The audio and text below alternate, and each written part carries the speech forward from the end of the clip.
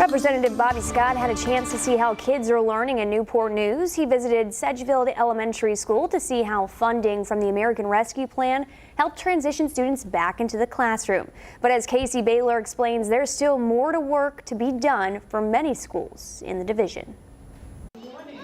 Students at Sedgefield Elementary got a warm welcome Tuesday morning from Congressman Bobby Scott. Good morning. Scott toured the Newport News Elementary School and sat down with school leaders to discuss how the division transitioned back into the classroom. The American Rescue Funds constituted the biggest investment in K-12 education in the history of the federal government.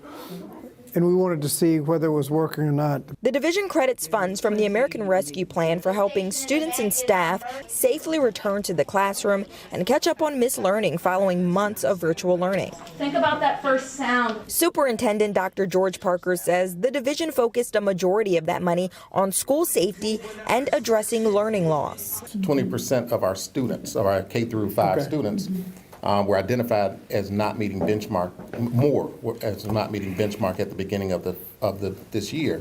We saw a huge jump in students who needed remedial support in reading, remedial support in math. Dr. Parker says the division plans to improve reading instruction and is investing in a new program called Eureka to help teachers boost math literacy. We're teaching our teachers how to best serve our students and addressing their needs. But division leaders also want to look ahead, using a portion of that money to invest in youth engagement, STEM, and mentorship programs. To make it a full resource in elementary by piloting 8 schools at the beginning of next year.